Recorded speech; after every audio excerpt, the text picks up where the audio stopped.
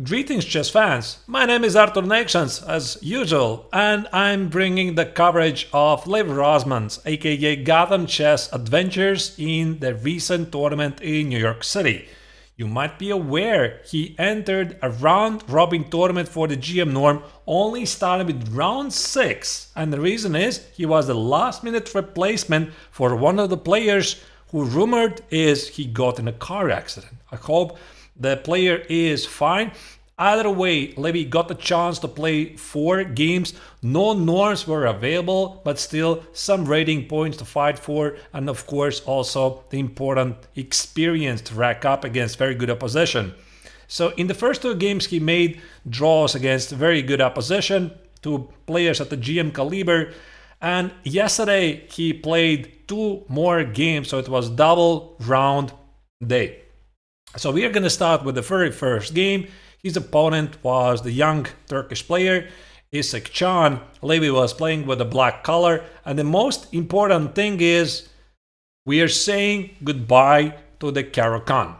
Okay, pretty sure that Levy is going to play some Caro-Kann in his career, but we've been thinking about this for quite some time, that with only the Caro-Kann defense, it's tough to be unpredictable, because essentially nowadays so many players are already playing the advanced variation against the Caro, and Black has difficulties to be unpredictable. So naturally the Sicilian defense brings more dynamics on the table, and Levy simply enjoys to play like this. So I think it was only a matter of time. So there you go. Finally, the return of the Sicilian. After knight f3, Levy played knight c6. The point here is that Black is actively fighting from the center. d4 is one of the most principled choices for white. C takes, knight e4, e5. And now here, this is the so-called Kalashnikov defense, which is very similar to the Sveshnikov defense. The point is after knight f6, knight c3, Black plays e5 and is aggressively fighting for the center, but weakening the d5 square in the process. So the Kalashnikov is quite similar, but the idea here is that Black delays the knight f6 move. Yeah, there's some pros and cons. We're not going to discuss it in this video. So here, Isik decided to play knight c3, essentially offering Levy to transpose to the Sveshnikov. Levy decided to play a6 instead, knight a3, bishop e6, and here Can played knight c4. So one of the key ideas, of course, in the Sveshnikov is to play b5, try to trap the knight, and of course, if opponent is silly, try to trap him with a fork with b4, then white will play knight e5 and possibly even c4. So if Black is not playing b5, for white it makes sense to bring the knight in the game to fight for those squares that are here. Here Levy played rook b8, which is a pretty modern move, threatening to play b5 at some point. Here white played a4, knight f6, bishop g5, so white is desperately fighting for the control of this square, otherwise Black is simply going to play d5 and have a very powerful center. The bishop could potentially go to b4, so bishop g5 seems to be necessary, and knight b4. Now you see there's the trick of this rook b8 and a4, because now Black gets access to the b4 square where he can facilitate d5 break, and white cannot easily get rid of this knight. So here Can played knight e3, rook c8. Levy here spent some time, about 10 minutes. I suppose he was not really interested to find out what happens after bishop c4. Bishop e7 also was a perfectly reasonable choice, but rook c8 I can totally understand it. And apparently here Engine likes this a5 idea, rook a4, which is quite difficult to understand and evaluate. For example, a5, bishop e7, rook a4, knight c6. Now you see the pawn here is under attack and takes, and knight d5, like this I suppose. White can just ignore the pawn on a5, and rook at a4 is weird. So it's quite understandable, even if Can saw all of this, it's very difficult to evaluate this properly. So instead, white played queen d2, pretty normal move. He's hitting the knight on b5 with some ideas like knight b5, maybe, we'll see. So here Levy played bishop e7, and now Can was able to execute his idea. He decided to take on f6 and play knight b5. It looks really nice, but it's not dangerous. The point is that after a takes on b5, white wants to take on b4.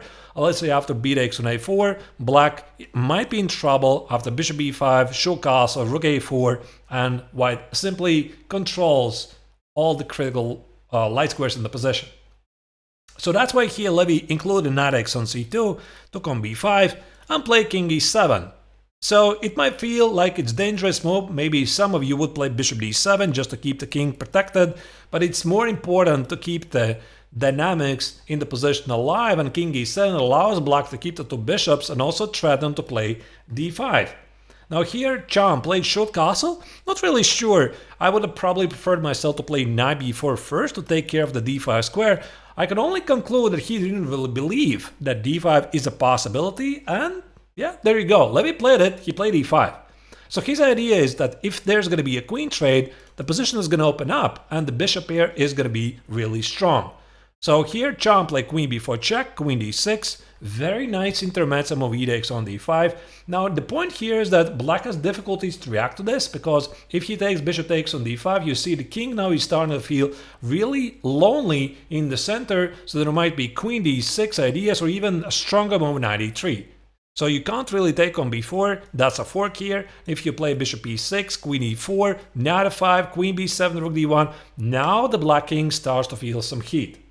So that's why here, actually I was considering, is it possible to sacrifice a pawn by playing something like bishop f5, play king d6, play rook c5 and play for domination.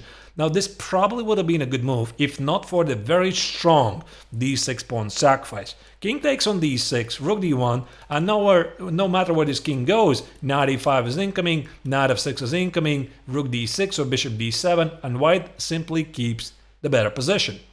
So here Levy played the correct move. He decided to take the knight on c2. I mean, it's hanging after all. But here the point is after queen e4, white is tried to take on e6 and kill the rook. So for example, if Levy would play something like rook takes on b2, now this position is incredibly dangerous. After d takes on e6, queen b7 is incoming, and this king is under a direct attack. Now Levy saw this, he sacrificed the bishop by playing bishop f5, but the big idea is to keep the position closed. After queen takes on f5, rook takes on b2, the position was simply level, and all Levy needs to do is bring the rook to the game, play g6, king f8, king g7, and have a very safe position. Now here Chan played rook e1, which is of course a perfectly understandable move. He wants to go for f4, expose the king. For example, if black is careless and plays something like, I don't know, let's say rook d8, f4, and white is able to take on e5, this gives white a very, very terrifying attack. So Levy decided not to do it. He played g6, queen h3, and now he played rook b4. Actually, it was interesting to sacrifice the pawn as well, which is fully endorsed by engines. The point is after rook d8, f4, you can give up the pawn by playing e4. Now the point is after rook takes on e4, black plays king f8, the king feels really secure, and the rook on the second rank can make quite a bit of difference. Think about like queen d5, maybe queen h7, queen d5, rook c8, rook c2, and this extra pawn, f5, g5 at some point, it quite doesn't even feel for white. And that's why here Levy decided to play instead rook b4. His idea was to meet f4 with e4. And here, after rook d1, Chan offered a draw, having about 12 minutes on the clock versus Levy's 10, and Levy pretty much instantly agreed. I think it was a good choice, because objectively the position is pretty level. I would think that maybe in some other scenario Levy could have maybe continued to play on, to play moves like rook d8, king f8, h5, maybe we should start with h5, rook d8, king f8, remove the bishop, f5, e4, activate the dark square bishop. But I mean, you gotta see, it takes so many moves for black to achieve this complete dominance on the dark squares, so white is easily holding the balance here. And I was thinking, simple move rook b1 just keeps the balance. Now the point is after the takes and takes, the pawn on d5 is basically never under attack, because after queen d5, there's a check on a3, do not forget this check, and after queen d6, takes, bishop c4, hits this pawn, hits that pawn, and if somebody can be worse here, it's only black. And of course, black is not obliged to take the pawn on d5. Black could play something like rook d8. White has a number of ways to continue. Maybe remove the bishop, attack the pawn here, play queen e3, queen a7, queen h6. There's nothing here for black at all to consider he can really fight for anything. Actually, I'm slightly surprised here that Chan did not decide to play rook b1 immediately. He played rook d1, the most active move, and offer a draw.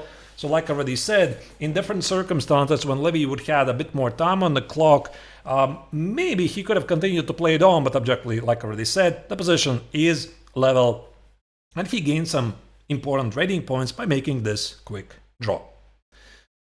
The second game of the day was Levy with the white color, playing against Justice Williams. So Levy decided to play c4, knight f6, and knight c3. Justice mainly was playing knight f6, e6 setup, so here he decided to play the king's Indian defense, which immediately gives white a pretty solid advantage. Levy played the most principled choice, putting triple pawns in the center, bishop g7. Also, this continuation from the black's perspective, it's very combative. Black is going for a sharp fight, so he wants to play something like a short castle, e5, close the center, and start a kingside attack.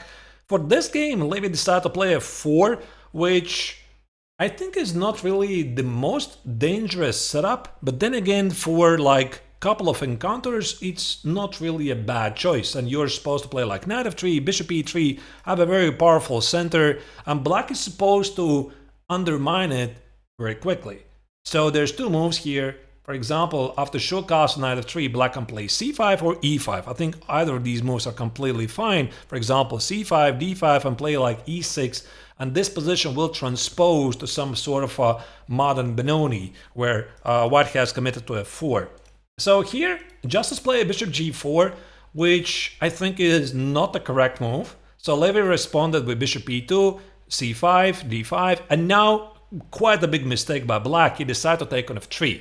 I think he just mixed up something, so again, he has to play e6, challenge the center, and then take on f3. And now the big difference is by black's bishop takes on f3, he can no longer play e6, because if he now plays e6, now you look at this bishop here on f3, d takes, f takes, and e5, suddenly black has massive problems. This bishop opens up, the pawn on b7 is under attack, but more importantly, the rook on a8. So here, that's why Williams decided to play knight a6, and I think if Levy was a bit more confident in this position, he would have crushed his opponent like in 10 moves from this position. Because he already enjoys a massive space advantage, so he has 4 pawns in the center that are uncontested, he has 2 bishops, black has difficulties with the pawn play. That's why it's very important in any opening phase that you have moves like e6 or b5. You push forward your pawns to generate targets. And black is not doing that. Black is ignoring the center completely. And also black has committed to the short castle. All of this meant that Levy probably should have started immediately a kingside attack with h4.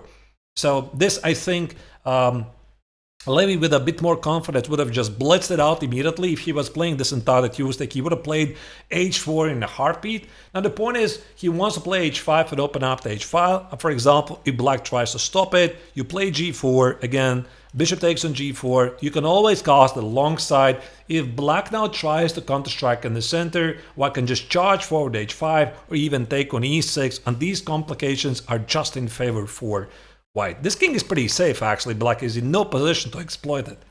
So I'm not really sure how the game would have continued, probably something like e6. It makes sense to me to an attack at the flank with a counter-strike in the center, and here again, try to maybe keep things a bit more close with d takes, f takes, and h5, followed by a long castle. I'm pretty sure Levy would have won this game with a bit more confidence very quickly. Now instead here Levy played the short castle, which is a fine move, but it's a bit slow. It's a bit positional move where he could have played more direct. The game continued with knight c7, queen e2, so Levy was anticipating this e6 move and prepping e5. Kind of makes sense. Knight e7, bishop e3, e6, rook d1, takes, knight e5. Good move by Levy here. He decided not to include the automatic c takes on d5. I like this move. Knight e6. Now Justice was eyeing for the d4 square. White is still much better. Bishop g4, knight b6, and here Levy felt that he has to start active operations in the center with e5. Makes perfect sense, of course. The point is that after d takes, f takes, white is very aggressive, and for example, after bishop takes on e5, after the defuse, there should be a killing blow, probably something like bishop e6, knight f6, and the queen on d8 is simply lost.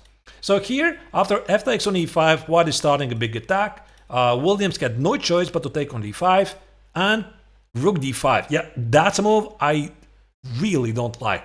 I think here Levy had to play c takes on d5, basically just based on a gut instinct.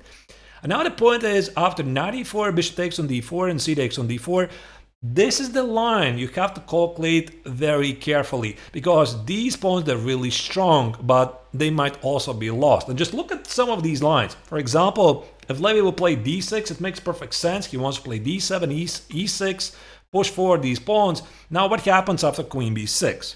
So black is threatening d3 and rook e8 and rook d8 get these pawns. Levy has to go here. And now what happens after rook e8? After rook e8, there's only one move, because this pawn is hanging. e6 is the move. Queen d6 loses because of e takes on f7 and queen c4, and black experiences massive problems. Actually, I think you just take the rook on e8, what I'm talking about. Rook f7, you just take the rook on e8. So here, the critical idea is f5. And maybe these pawns are going to start to fall apart. And this is where Levy would have had a very cool idea. e7, threatening to win the rook. Rook f6 loses due to d7, and after rook f7, black is already threatened to pick up those pawns, and here we have this very cute move, bishop takes on f5. So the point is, after g takes on f5, now queen e6 is incoming, threatening d7, threatening rook takes on f5, so basically black has to play rook e7, queen e7, rook e7, d takes on e7, and this pawn is simply too strong to be stopped. So look at this, king f7, rook e1, this pawn is promoting, king e8, and the very cool move rook c1. Rook c8, it cannot be stopped. White is winning, e pawn is advancing. Also another idea would be after d takes on e7, queen e6, white wins with rook e1, bishop e5, and rook takes on f5. So that's why here it's a very important detail. If Levy wanted to go for this entire sequence, he has to include bishop takes on f5, because after queen e6, which is not so accurate, rook e7 takes, queen e6, rook e1, bishop e5, bishop f5, it's not the same, because black can play queen e7. So this is essentially calculation. So that's the thing that has to be improved. Apparently Levy calculated all of this, but he didn't trust his calculation. So c takes on d5, I do believe had to be done based simply on the gut instinct. Instead, Levy played rook d5. I just do not like this at all. I think that's the combination he should be excluding simply from his candidate move list, because now the rook on c5 is completely disconnected from the game. So I would go here with rook c5 if I have nothing better. And after rook f1, queen d7, now you see suddenly white has big problems how to get harmony with the pieces. Levy played here rook a5, which maybe is still good. What I would have done probably is immediately solve the problem of the rook b5, rook b3, rook d3, and give up the pawn on e5 if I have to, but normalize the placement of the rook on c5. So Levy played rook a5, hit the pawn here.